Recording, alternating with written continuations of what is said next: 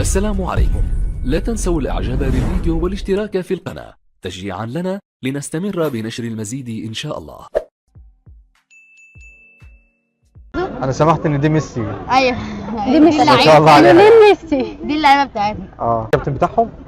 انت ازاي فزتوا بقى على الرجاله؟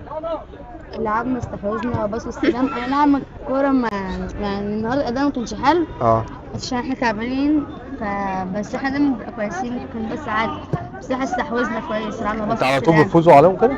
دايما، بس لعب دايماً؟ كويس بقى. لعب كويس. طب انتوا بدأتوا ازاي بقى؟ انا الاول كنت بشوف على التلفزيون وكده، ما كنتش بلعب، ما كنتش بتابع اصلا يعني.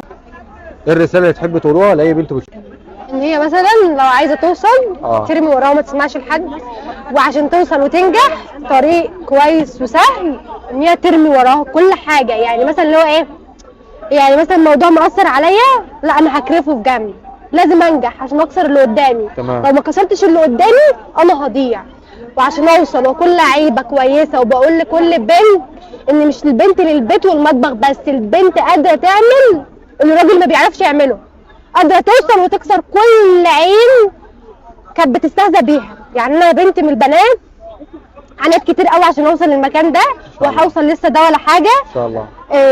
ان هي ترمي ما تسمعش لحد كلام الناس تحت رجليها. اي بنت عايزه توصل تحط كلام الناس تحت رجليها. كان بيتقال لي هو انت ولد، هو انت راجل، هو انت شايفه نفسك ايه، هو انت هو مش انا.